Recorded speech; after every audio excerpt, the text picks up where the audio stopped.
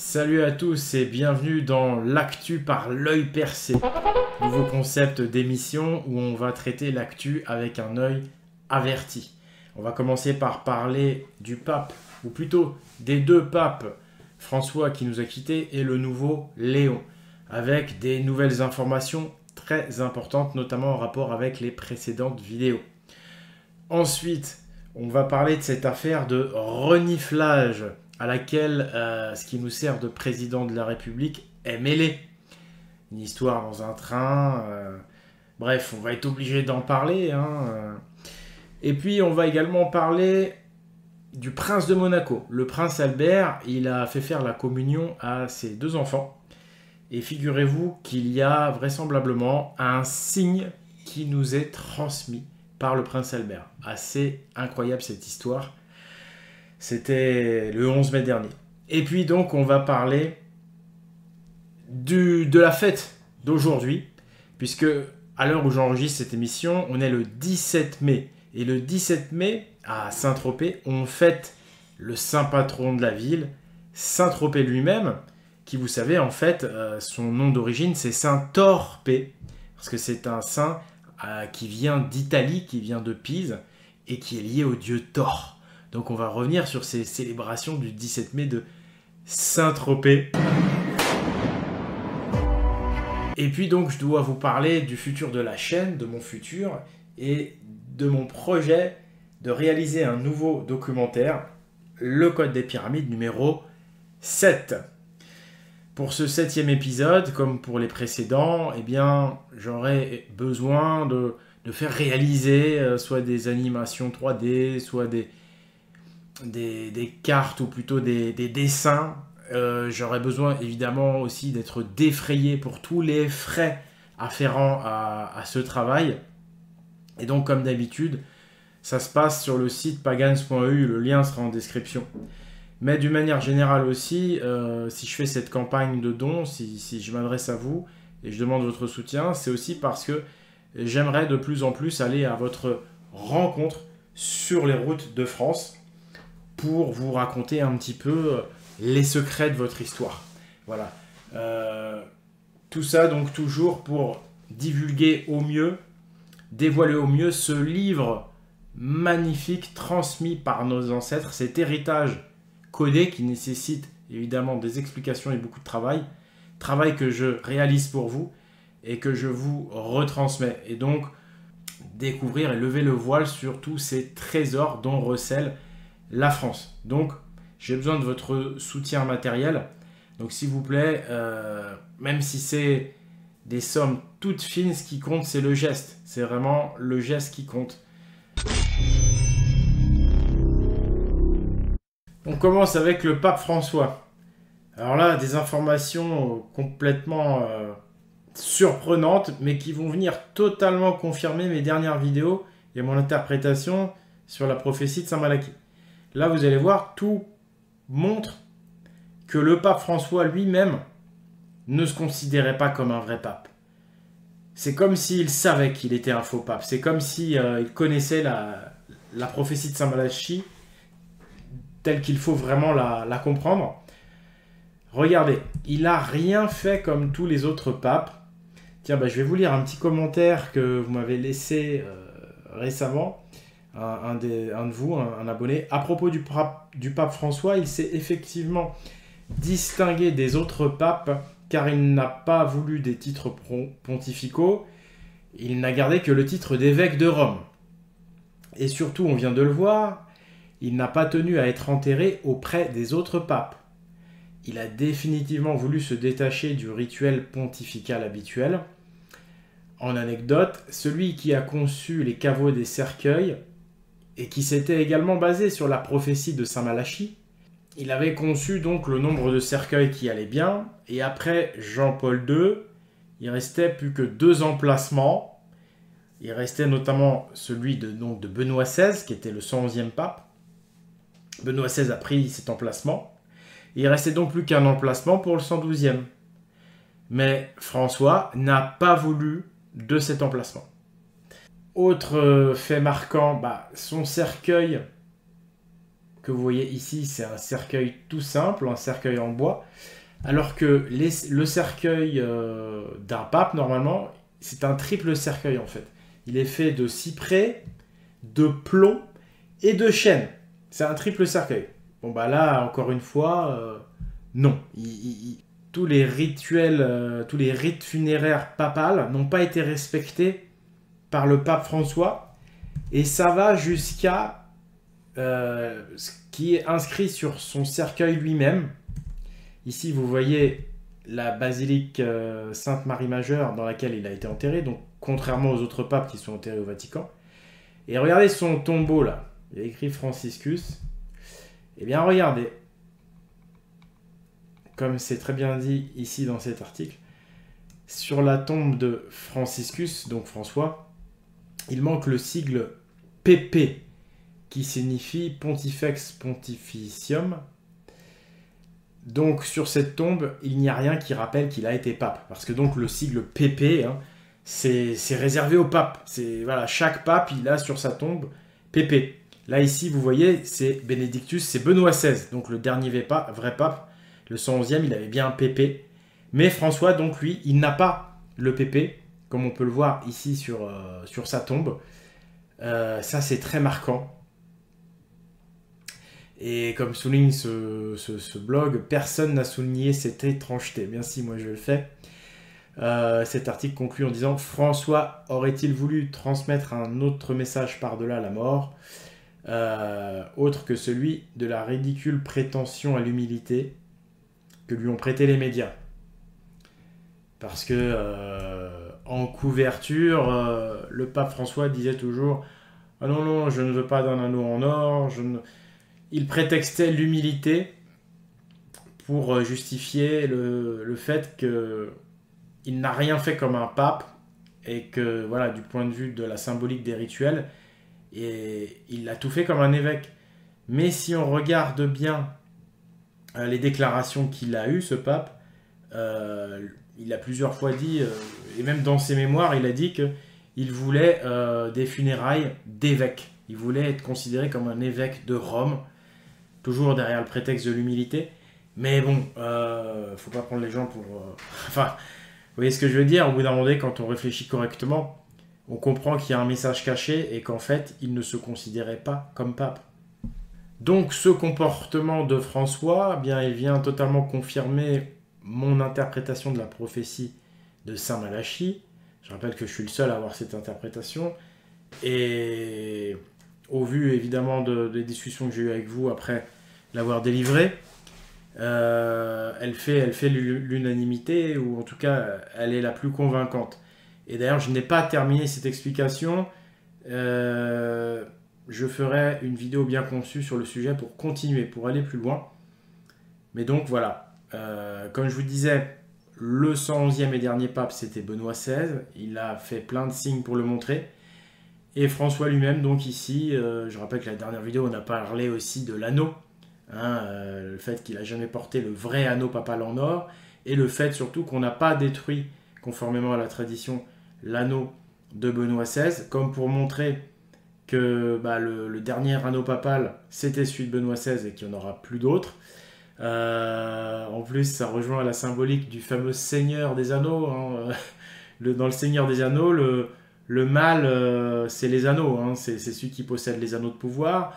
Le Seigneur des Anneaux, c'est une métaphore de la planète Saturne, liée à Satan, bref, au pouvoir de l'argent, de la finance.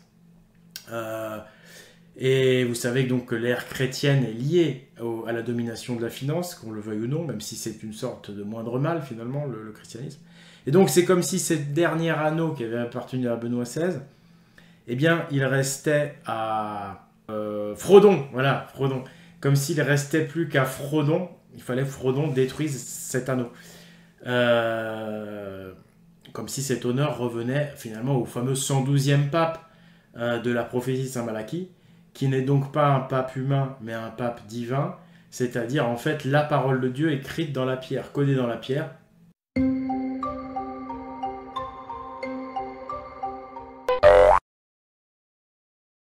Allez, on passe au dernier pape, Léon, le pape Hamburger from US, Mastercard, Wall Street, Hollywood sponsored, Donald Trump sponsored, probably. Bref, je vous expliquerai pourquoi je charrie beaucoup le fait qu'il soit américain. Là encore, je remercie ceux qui m'ont envoyé des commentaires intéressants. Pour ces émissions d'actu, ça suffit et ça me facilite le travail. Les catholiques attachés à la tradition ont trouvé des éléments qui font penser que le nouveau pape est totalement dans la lignée du précédent. Manifestement, il a été mis au pouvoir par les mêmes forces mondialistes que le pape François. En témoigne son ascension anormalement fulgurante, comme Macron par exemple, et son élection bien trop rapide lors du conclave, alors qu'il était peu connu et donc pas pressenti pour le poste. Il semble disposé à soutenir l'idéologie mondialiste totalitaire, le transgenrisme, l'immigration massive, etc. Eh ben, on va voir, mais ça me paraît tout à fait logique ce qui vient d'être dit. Et pourquoi je charrie sur le fait qu'il est américain? Bah déjà parce que c'est le tout premier pape américain de l'histoire. Mais comme pour moi ce n'est pas un vrai pape, c'est encore un faux pape, il n'y aura jamais eu de pape américain dans l'histoire. Mais bref, pour beaucoup de gens c'est le pape. Et on va voir lui d'ailleurs comment il se considère. Ça va être très important demain, l'intronisation du pape avec le fameux anneau du pêcheur. Mais bref, il n'y avait jamais eu de pape américain, et là, comme par hasard, un pape américain. Donc je trouve ça, en fait, quand même très intéressant sur le plan symbolique, parce que finalement, c'est révélateur de la domination américaine sur le monde, de l'hégémonie américaine sur le monde, l'hégémonie du capital et de Wall Street, la louve, la finance. C'est plus à Rome, à l'époque de la Louve romaine, c'était donc au Moyen-Âge, à l'Antiquité et au Moyen-Âge, et peut-être encore un peu plus après, mais aujourd'hui, à l'époque moderne, depuis la fondation des États-Unis d'Amérique, la Louve, la finance, le nouveau Rome dans son aspect négatif, donc, eh bien, c'est l'Empire américain. Donc, que ce soit un Américain qui prenne le contrôle du Vatican, ça ne me surprend pas du tout. Ça me surprend pas du tout. Les Américains, ils contrôlent à peu près tout. Donc, finalement, c'est bien. C'est plutôt franc de mettre un Américain à ce poste. Au moins, j'ai envie de dire, pour une fois, il se montre un petit peu. Je rappelle que Mitterrand, dans son dernier livre, enfin, il en a fait plusieurs, mais dans le livre le plus décrié et le moins médiatisé, il avait dénoncé que la France était en guerre contre les États-Unis. Mais c'était une guerre secrète, une guerre en coulisses, une guerre sans mort, apparemment. Et c'est ce qui, à mon avis, lui vaut encore aujourd'hui de se faire insulter dans tous les médias collabos. J'ai vu comment il s'est fait insulter dans Blast, notamment. Ces paroles-là, ils sont pour beaucoup, avec également en plus, pour son grade, le fait qu'il ait ouvert un pont vers le code des pyramides, le code christique que je révèle, comme je l'ai déjà expliqué. Bref, on ferme la parenthèse. Donc, ce qui est vraiment très intéressant, donc ce qui va être intéressant, plus exactement les amis, c'est demain, parce que c'est le 18 mai demain, c'est là qui va être... Enfin, la date du 18 mai en elle-même n'a rien à voir, mais c'est demain qu'il est intronisé. Et on va voir donc par rapport à son anneau du pêcheur, ça va être un signe très important. Parce que François, vous le savez, donc il a pris un anneau en argent, alors que ça se fait en or traditionnellement, pour montrer en fait, à ceux qui ont l'œil, donc à ceux qui ont l'œil percé, qu'il était un faux pape. Donc finalement, ça rachète un petit peu, je vais dire, toutes les fautes qu'il a pu faire, puisqu'il avoue lui-même, par les symboles, qu'il était un faux pape. Donc là, ça va être très important demain, 18 mai. Qu'est-ce que va faire donc notre cher Léon XIV, Léon XIV, bang, bang, bang, wow, Hollywood Chewing Gum? Est-ce qu'il va prendre un anneau en argent comme François et donc continuer de montrer à ceux qui le veulent, ceux qui le voient, qu'il n'est pas un vrai pape? Ou est-ce que au contraire, il va vouloir faire comme s'il était un vrai pape, prendre un anneau en or? Est-ce qu'il va oser jusqu'à détruire l'anneau de Benoît XVI? Je ne pense pas. Je pense qu'il se contentera de détruire le faux anneau de François. Et donc, s'il détruit un faux anneau pour en refaire un autre, déjà, il sera pas complètement vrai, puisqu'il aurait fallu détruire celui de Benoît XVI. Mais donc, ça va être très important, parce que, imaginons, il détruit le faux anneau de François, mais il se refait un anneau en or. On verra qu'il y a une volonté chez lui de se faire passer pour un vrai pape. Vous voyez ce que je veux dire? Donc, je préfère un faux pape qui assume son côté faux pape en le laissant transparaître à ceux qui voient. On verra demain donc ce qu'il va faire. Mais c'est vrai que pour moi, voilà, hein, comme je vous l'ai dit, quoi qu'il fasse de toute façon, pour moi ce n'est pas un vrai pape. On passe maintenant à celui qui nous sert de président depuis quelques années, Emmanuel Macron. Donc il y a eu cette histoire là de sachet de farine. Alors, est-ce que c'est vrai? Est-ce que c'est pas vrai? Moi, je vais être honnête avec vous. Depuis le tout début, moi, je sens que c'est pas un vrai président. Hein. À l'image des derniers papes, pour moi, c'est comme si c'était pas un vrai président, Macron, clairement. Il est en rupture totale avec ses prédécesseurs, exactement comme le pape François était en rupture totale. C'est le seul qui n'est pas en famille. Alors quand vous devez gérer un pays, déjà, je pense que la première des sagesses à acquérir, c'est de savoir gérer une famille. Enfin, c'est celle qu'on peut acquérir en gérant une famille, en ayant des enfants. Parce que c'est un rôle, président de la France, où tu gères finalement, c'est comme gérer des enfants, c'est comme gérer une famille. Donc déjà, c'était quand même le premier président de l'histoire qui n'avait pas de famille, ni enfant, ni femme, enfin, qui n'avait pas d'enfant, ni femme. Bon, il y a eu des rumeurs, peut-être aussi. Donc, il est en rupture totale déjà rien que par rapport à ça. Il est en rupture totale par rapport à son parcours, par rapport au fait aussi qu'il est bien trop jeune pour occuper un tel poste. Enfin, qu'il était en tout cas à l'époque, même si évidemment il vieillit un petit peu comme tout le monde. Donc moi déjà depuis le départ, j'ai vu qu'il y avait un vrai problème. Dans la finance, c'est son milieu dont il vient. On a l'habitude de prendre de la farine, notamment dans le milieu de la bourse, pour être plus performant. Mais si vous voulez, ça va plus loin que ça aujourd'hui. Moi, dans ma jeunesse, c'était ce qui se fume, vous savez, hein, qui était interdit. Quand tu en avais, quand tu en revendais, t'étais entre guillemets, t'étais un show, tu vois, t'étais dans l'interdit. Tu vois, ça suffisait, tu vois, pour passer pour un dur ou pour franchir la ligne rouge, quoi. Parce que quand t'es jeune, t'as besoin de franchir la ligne rouge. Tu pouvais le faire avec la fumette. Maintenant, le problème, c'est que ça s'est tellement banalisé, c'est que aujourd'hui, si tu veux passer pour un dur, si tu veux franchir la ligne rouge, c'est plus du tout ça. Ça, aujourd'hui, c'est rien, quoi. C'est comme fumer une cigarette. Donc, en fait, aujourd'hui, il y a une banalisation de façon de ces produits-là, que ce soit la farine, que ce soit les cachets, que ce soit... Et que les Français, enfin qu'un certain nombre de Français aient voté pour un mec comme ça, c'est révélateur. Il y a énormément de nos frères français qui, de plus en plus, qui sont dans le même cas potentiel.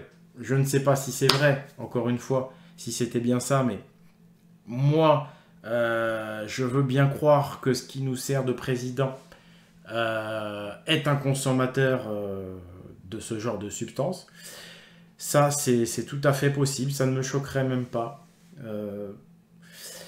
Mais voilà, c'est révélateur quand même de tout un peuple, enfin une bonne partie de ce peuple qui est malade, d'un monde qui est malade, parce que on en voit partout de ça, c'est une vraie calamité. Et ça nuit à l'esprit, ça nuit à la clarté d'esprit. Ça nuit au bon sens, ça nuit au courage, ça nuit à plein de choses. Donc c'est vraiment catastrophique. Mais moi ça me fait rire si vous voulez, parce que ce soit l'affaire, vous savez, de Brigitte qui serait pas finalement, enfin bref, peu importe. Elle a quand même plus de 20 ans de plus que lui. Là, il y a ça qui sort. Moi, j'y ai pensé dès le départ. J'y ai pensé dès son élection en 2017, je crois, en 2017. Et puis là, des années après, voilà, quand les tout-puissants médias de la Louve, de la Bête se permettent d'en parler, alors là, on en parle. Mais sinon, enfin, moi, ça me surprend pas.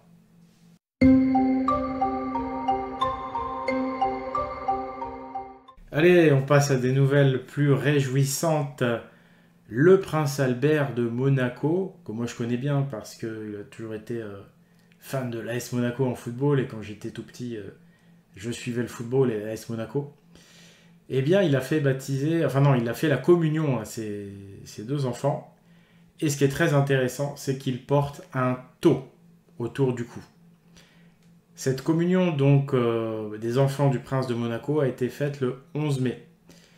Et cette croix de Saint-Antoine, parce que c'est l'autre nom qu'on donne à ce thé, hein, ce tau, qui est le tau de Saint-Antoine ou croix de Saint-Antoine, c'est un des signes de la fin des temps.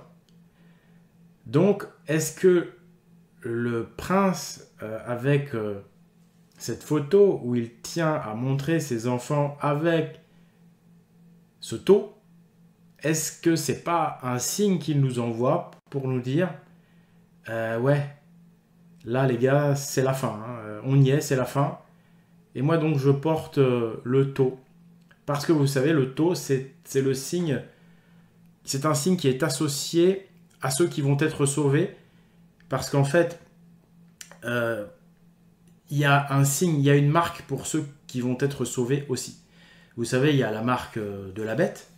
On en a déjà parlé, hein, 111, les 3 points, les 3 carrés noirs, tout ce qui est en rapport avec ça. Parce qu'il y a toujours une marque connue, hein, le 666, le nombre de la bête, tout le monde le connaît, mais la vraie marque, elle est secrète.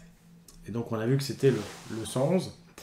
Eh bien, si vous voulez, le tau, c'est un petit peu le sceau de Dieu, donc la marque des sauvés, connue. C'est pas la marque finale. Selon moi, c'est pas la marque finale, mais on va vers le sceau secret de Dieu, vers le sceau qui sauve. Donc ce tau dans l'alphabet hébreu, ça correspond à la dernière lettre, le T, qui s'appelle le Tav en hébreu, et qui signifie marque, justement. Et d'ailleurs, il y a un passage dans l'Ancien Testament, c'est Ézéchiel, je vais vous lire ça, puisque vous savez, donc nous, à notre époque, c'est l'Apocalypse qui nous intéresse, hein, c'est la prophétie de l'Apocalypse, et donc moi j'estime qu'on est en train de vivre l'Apocalypse. Et dans l'Ancien Testament, on nous raconte les anciens temps, donc les anciens prophètes, les anciennes fins du monde finalement, puisque comme je vous l'ai dit, en fait, la fin du monde, c'est la fin d'un monde, c'est la fin d'une civilisation si vous voulez, mais c'est pas la fin du monde définitive. Et donc, il y a déjà eu des fins des temps comme ça, des apocalypses. Et donc, c'est là où c'est intéressant de regarder l'Ancien Testament, de voir comment ça s'était passé dans les temps très anciens au moment de l'apocalypse. Et donc, on retrouve ce tau et cette marque dans Ézéchiel 9.4. Je cite, « L'Éternel lui dit, passe au milieu de la ville, au milieu de Jérusalem, et fais un tau sur le front des hommes qui soupirent et qui gémissent à cause de toutes les abominations qui s'y commettent. Et à mes oreilles, il dit aux autres, donc là c'est l'Éternel qui dit aux autres, passez après lui dans la ville et frappez-les, que votre œil soit sans pitié et n'ayez point de miséricorde. » Donc le premier passage, en fait, c'est Dieu qui dit à son prophète, mets un tau sur le front de ceux qui souffrent, c'est-à-dire finalement de ceux qui ne tolèrent pas tout le mal du monde, le mal ambiant dans le monde. Donc là, on peut faire l'analogie entre Jérusalem et les grandes capitales du monde actuel, et Paris éventuellement. Et donc, tous ceux qui n'acceptent pas, parce qu'ils souffrent de voir toutes ces... Enfin, moi, évidemment, et vous qui me suivez probablement aussi, si vous me suivez, c'est parce que vous souffrez, vous n'acceptez pas ce qu'on vit depuis une vingtaine d'années, là. C'est complètement horrible, c'est complètement inacceptable, toutes ces injustices, c'est tous ces mensonges. Et donc là, il est dit que ceux qui ne supportent pas les mensonges et l'injustice, eh bien, il faut que le prophète y passe et il leur mette le tau sur le front. Pourquoi? Bah parce que comme ça, eux, ils vont être sauvés.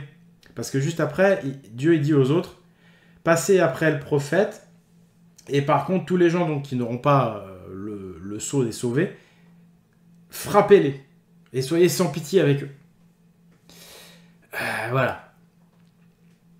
Donc, dans l'Apocalypse de Jean, on retrouve aussi cette histoire, même si là on ne nous parle pas du tau. On nous dit, ne faites point de mal à la terre, tant que nous n'aurons pas marqué du sceau les serviteurs de notre Dieu. Voilà, donc, pour notre époque, l'Apocalypse, là aussi, il y a un sceau de Dieu à porter pour être sauvé. Et donc, voilà, là, on est face au prince de Monaco. Donc, on est dans quelque chose voilà, qui est lié à la noblesse, qui est lié à la tradition. Quelque chose me dit que ce n'est pas un hasard, que ce n'est pas anodin, que le prince Albert a voulu sans doute montrer un signe, montrer que bah oui, c'est la fin des temps, il reprend le tau qui est associé à la fin des temps, mais qui est associé à la marque qui sauve, mais non pas à la marque de la bête. Voilà, donc pour retrouver la marque de Dieu, celle qui sauve pour notre époque, le tau est une base de travail, la croix de Saint-Antoine est une base de travail. J'en ai parlé dans le Code des Pyramides 6, j'en parlerai encore bientôt, parce qu'il y a beaucoup de choses à dire et à comprendre. Et donc, je voulais conclure en disant que, ouais, il y a autre chose à trouver dans cette communion-là, des enfants du prince Albert. Il y a d'autres choses qui montrent que c'est un signe. Mais je laisserai ceux qui ont l'œil les découvrir par eux-mêmes. Je ne sais plus si j'ai dit au sujet du tau de Saint-Antoine, c'est dans l'épisode 4 du Code des Pyramides et dans l'épisode 6. Et c'est évidemment lié à un symbole lié à Odin et à Thor.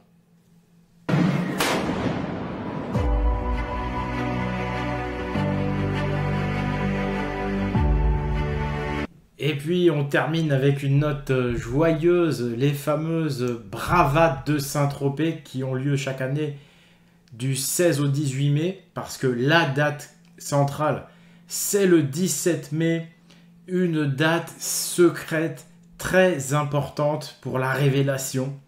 Figurez-vous que le 17 mai, il se passe quelque chose d'extraordinaire au Mexique, au niveau de la pyramide de Teotihuacan. Vous savez, c'est en fin de compte la plus connue des pyramides d'Amérique. C'est la plus grosse parmi celles qui sont connues et en bon état, évidemment. Eh bien, le 17 mai, là-bas à Teotihuacan au Mexique, le soleil à midi solaire atteint la verticale pure. Un phénomène extrêmement rare qui n'a lieu d'ailleurs que sur les latitudes tropicales. C'est-à-dire qu'il n'y a absolument aucune ombre autour de la pyramide.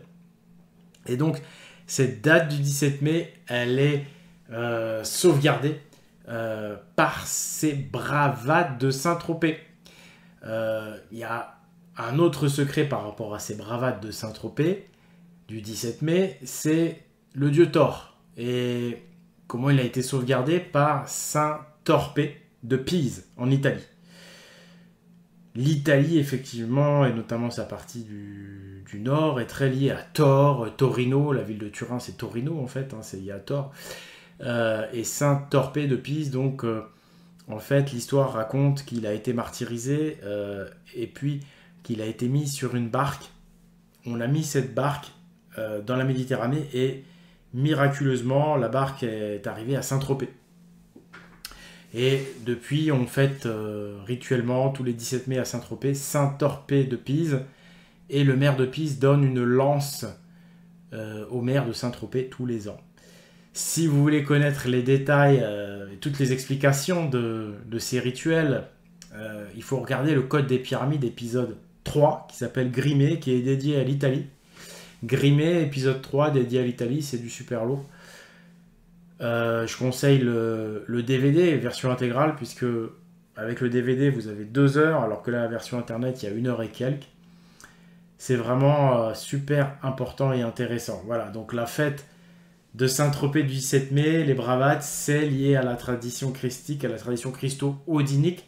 Et donc, rappelez-vous, hein, c'est le soleil à la verticale, à Teotihuacan au Mexique.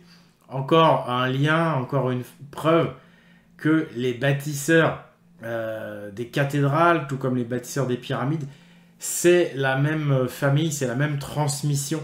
Il y a des liens entre tous ces monuments. Donc voilà. Écoutez, j'espère que cette nouvelle édition, l'actu vue par l'œil percé, ça vous aura plu.